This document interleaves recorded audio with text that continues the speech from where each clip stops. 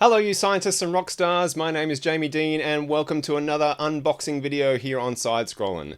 Now, I don't really tend to associate Maya with bargain toy pickups, right? It's kind of the opposite most of the time. And maybe that's why they have so much stuff ending up on like massive clearance. Because I went in there one day, this is actually quite a few months ago, just to have a look for whatever reason. I don't know why. I was walking past, I thought, let's go and check out the toy section in Maya and see what's going on. They reduced some shit, I guess because, again, no one associates buying toys with Maya, right? So they had this table full of stuff that was like massively reduced to clear. And there was quite a bit of it that I wouldn't have minded bringing home with me. But there was one thing in particular that just, I couldn't leave it there for how much they had it reduced to. And that is the Jurassic World Legacy Collection Velociraptor set.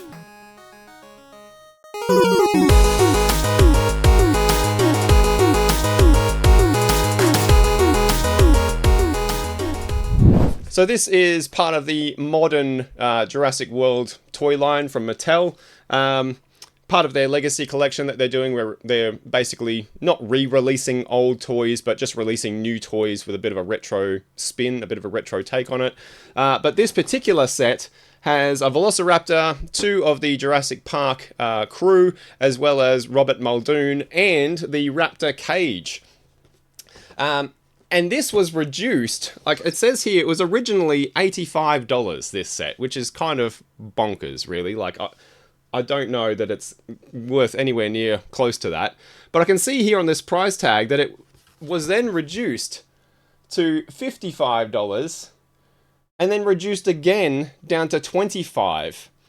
And on the table that this was sat on, it had another percentage again reduced off of any pink price tagged toys. So I ended up getting this for 20 bucks. So from $85 down to 20 bucks to have Muldoon, a raptor, a couple of the crew, and the cage from the opening scene of my favorite movie ever. I wasn't going to leave it there. I was not going to leave that there on that table. So that ended up clearly coming home with me. But it's a massive box. I'm going to have quite a bit of difficulty showing you this thing. But there's the front. I'll give a bit of a look in. We'll have a closer look on the table cam shortly. But you can see all the gentlemen there, as well as the Raptor, which looks like it's actually been modelled on the original Velociraptor toy, which is pretty cool. There's a look at the back at what you're actually getting. I mean, that looks pretty awesome, I think, anyway. I think that you could make a pretty cool little display with this and some of that fake foliage that you can get, which I have a bundle of for wargaming and tabletop gaming. You could end up making a cool little piece, I think, with all of that put together. Anyway, let's go down the table cam. I don't know how this is going to like translate. Oh god, look at it. It's like literally almost 2 feet long. But we're going to do our best here. I'll get it unboxed, out of the box, I should say, and then hopefully we can take a bit of a closer look at it. Now, I don't see any, like, tape or anything like that here. It looks like it just, like, quite literally peels open. Ugh, I hate these. Yeah. There we go. Alright. We're in. Alright, let's slide this out. Holy shit, okay. There's more stuff behind. Alright, let's get rid of that box. Alright, we can have a bit better look at this now. So there we go. Now look, I'm going to be honest, it's not the best sculpt of Muldoon. He looks proper startled. But if he wasn't wearing like the get-up, you wouldn't really say that is Robert Muldoon, I don't think. Here's the guards. They come with body armor, which we'll pop all this out very shortly. They've got their stun guns. Muldoon's got his shotgun. And, of course, the clever girl that they're bringing into the park. Nice. Now, we've got a door gate here. But then, in addition to that, we've got this pack behind it that has the rest of the the rest of the cage. So we'll take all this out and we'll set it all up and see how it all looks together.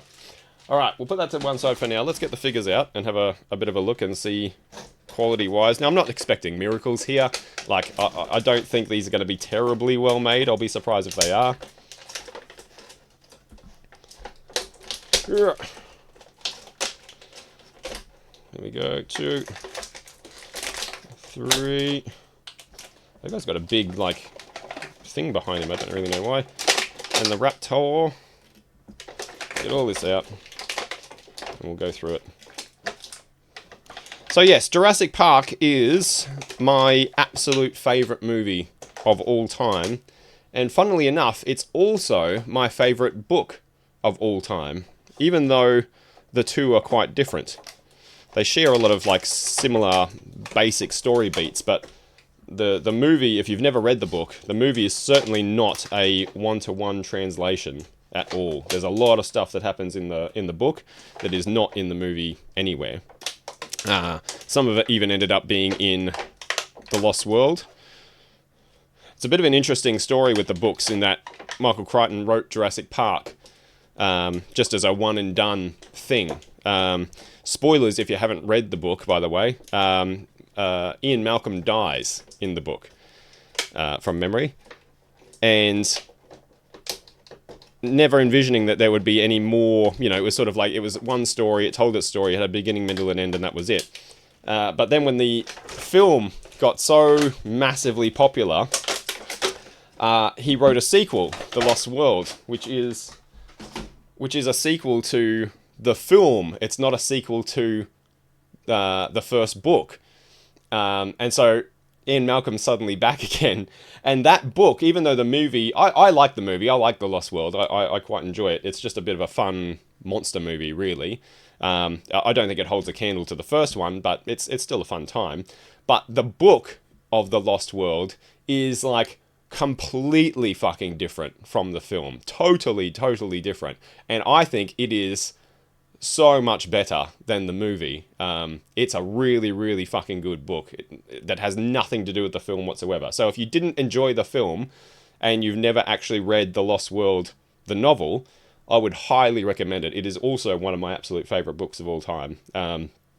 It's about a crew. It's a similar sort of setup where a crew sort of going back to the island, onto the island, the Site B, I think, and trying to recover something and then get extracted. But they kind of, like, I think they've got like 24 or 48 hours to do whatever they have to do, and then get off the island again. And it's just kind of a story about them being, you know, stranded on this island full of dinosaurs. It's like a bit of a survival adventure story, and I really like it. It's really good. Lots of great set pieces, lots of really good stuff. A lot of liberties taken with the dinosaurs, as was the case in the first book and the first movie. But, you know, I think when the book's that good, I don't really mind. But yes, the first book, first movie, #1 for me on both counts. Absolutely adore them on their own merits individually. All right, let's have a look at these figures. Enough rambling. So here he is, the man, Muldoon. Now, I will say, they are actually better quality than I was expecting. I was expecting this to feel like super duper cheap and nasty. And they actually feel alright, which I'm quite surprised at. So he's quite well articulated for, you know, the old figures really only had the shoulders and the hips, and that was it. The old Muldoon here, he's got knees, he's got elbows, his head turns. But yeah, I think he looks, besides his face looking a bit odd, like I said, he doesn't really look like Muldoon, I don't think, anyway, in my humble opinion. But the figure itself is actually quite good. We'll see if we can give him his shotgun. There we are. Fits in the hand nicely. Oh, yep, his arm pivots there as well. He hasn't got a second handle, unfortunately, but oh well. Sort of rest it there. There we go. Nice. There's Muldoon. Guard #1 with the orange helmets. And this is, I think, what makes that that Transformer so bizarre is that, like, I've got it sitting over there. It's got a yellow Jurassic Park helmet, but at no point, to my recollection, do yellow Jurassic Park helmets show up in that movie. They're all orange. So I don't know what the story is there. But there he is in his fatigues. Again, all the same articulation, all the same pivot points. He's a little bit stiff on that arm. There we go. But yeah, again, like he feels pretty well made. Like I'm surprised at how well made he feels, to be honest. Like, yeah, I was not expecting that at all. Can he have his prod? Yep, there we go. Raptor prod. The wrists. Oh no, is it wrist? No, it's just elbow pivot. Nice.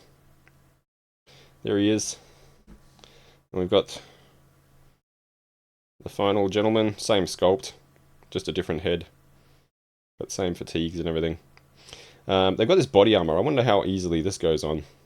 Let's have a look. It looks like it just unclips there. There we are. See if we can put this on. Oh, yep, that goes on really easy. There we are.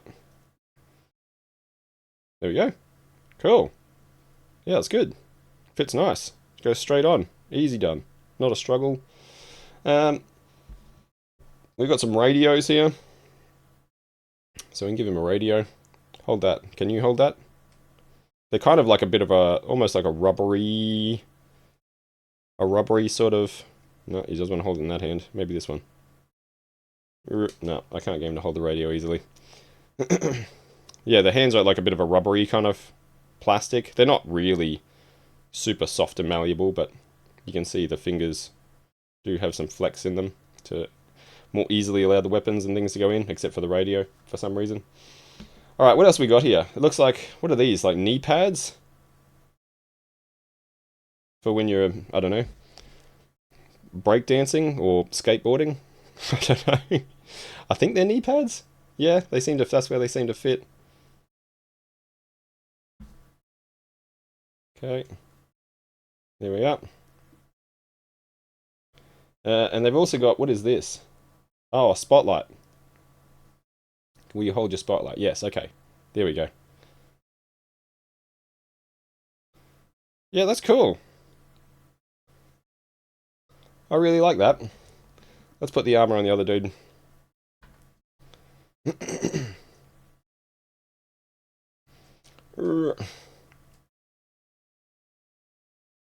Pretty sure this is the guy that dies at the start of the movie. There we go. Give him the prod. Come on. Shoot her! Shoot her! There we are. Fucking great scene to start a movie with, by the way. Holy shit. What an amazing opening to a... I love movies that just, like, start in the middle of something without any, like, exposition or setup or, you know, explanation of what's happening. You just start in the middle of a scene and you just get chucked right in. And it's like, holy shit, what the fuck is going on? J.J. Abrams does it really well in a lot of his stuff, particularly in Mission Impossible 3. That's one of my favourite openings of any film ever. But yeah, Jurassic Park is also right up there for it, just the way it just starts. And here's the clever girl, the main event. Yeah, definitely a very close sculpt of the original Raptor. Probably using the same molds. Now it's got a oh, that's its chip. That's its little collector. I thought that was a button to make it do something, but that's its little scanny thing where you can scan it in on your Jurassic World app if you're so inclined. But other than that, there's no like sort of action. It can turn its head, which is pretty cool. The original ones, I don't think could do that. It's got some movement up and down. I like that quite a bit, actually.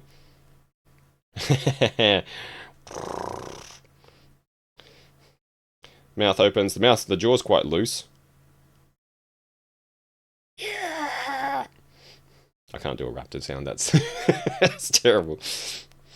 The noise that they came up with for the raptors is genius, I think. Like, where do you even start for what sound does a velociraptor make? And I understand that these, scientifically are not velociraptors, they're utahraptors, but, it's the same thing. Like, where would you even begin to, like, how did they come up with that particular noise? And it's so iconic. All the squeals and shrieks and things that the raptors make are so iconic now. Like, whoever the sound engineer was who came up with that. I know with the T-Rex, they've layered all sorts of noises over the top of each other of, lions, and there's an elephant in there, a walrus or something like that as well.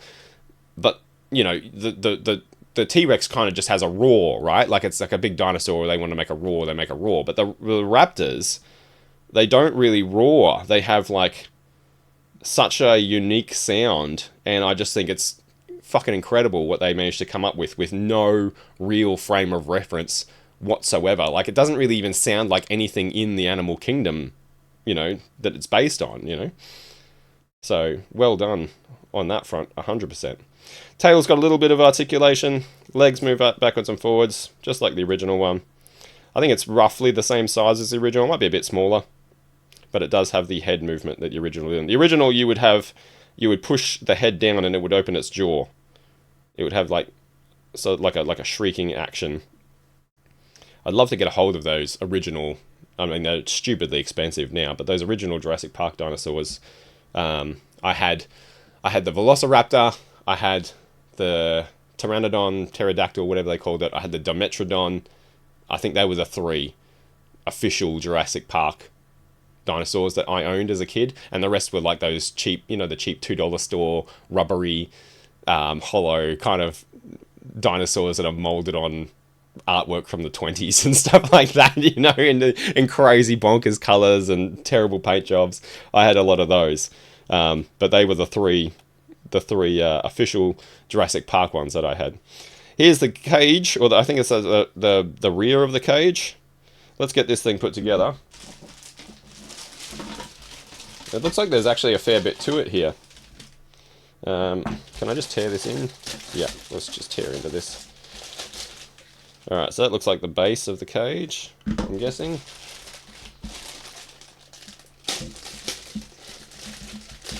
We've got some mechanisms here. I'm not sure how that's going to interact. Maybe it just helps them lock in place, or maybe you can open and shut the door. Alright. Now, there was no instructions or anything like that, as far as I could see in the box. I don't think that I've missed. No. Oh, yes, there are. Hang on. Oh, God. Pushed way down the end. Alright. So we got some instructions here. The eyes glow in the dark? What the fuck? Oh, that is awesome. That is fucking cool. I like that. Oh, yep, here we go. They are knee pads. Well done, me. Okay. Tells you how to put the armor on, but again, it was so self-explanatory. Alright, here we go.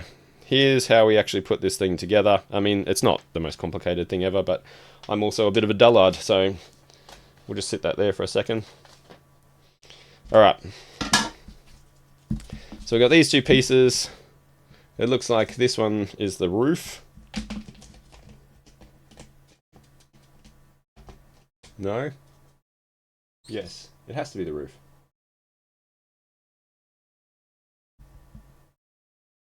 One, two, three, four.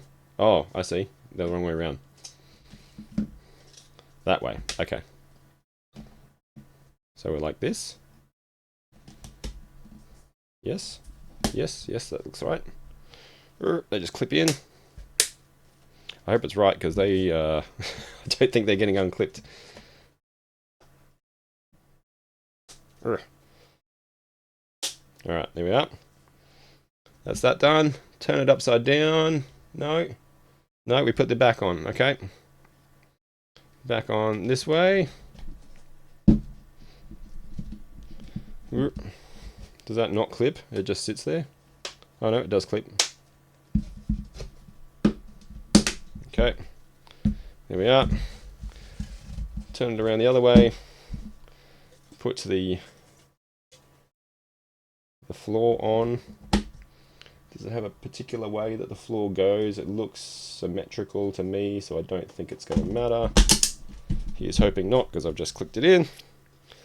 Alright, and then we've got a door that slides down the front. There we are. Raptor cage. Nice. Yeah, it looks good. This feels a bit cheaper, honestly, than the figures do. It's pretty flexy. I don't know if you can see, if I can show you. See that? It's like, they're pretty, it's pretty bendy. Not a lot of rigidity to it. But it's alright, you know. It looks the business. Cool. So we can open this. Raptor should go in. Close. Yep, perfect. Fits absolutely perfectly. We'll even stand up in there by the looks of it because it's so snugly fit. And there we go. All we need now is some foliage, a crane, and a giant raptor pen. And we can have ourselves a little accident. So that's it. That is the Jurassic World Legacy Collection. Is that what it's called? Yes. Legacy Collection Velociraptor set with Robert Muldoon, the 2 Jurassic Park guards, and the raptor in the cage. I mean, fuck me, for $20, I'm pretty happy. Now, do I think this is worth $85 that they were originally charging? Hell no, not in a million years. Like, you know, the figures feel better than I was expecting them to feel, that's for sure. I think they're better made than I was first expecting, but they're still not the highest quality action figures in the world. Like I said, this feels very, very flimsy and cheap. But for $20, fuck yeah. I mean, that's a bargain for $20. I'm happy with that. Even just, like I said, as a display piece to set up somewhere from such an iconic part of my absolute favorite movie ever, I'll pay $20 for that all day long. Fuck! Oh god, I've got it stuck. See, that's what they needed in the movie. They needed an even snugger fit, and that way it couldn't just burst out of the... There we go. Burst out of the crate. Nice. Yeah, I'm honestly quite happy with that. I'm keen to see this glow in the dark eye. I'll try and set it up with some bits and pieces to give you a little bit better look at the things up close, get some glamour shots and that sort of thing, which you'll probably be seeing over the top right now.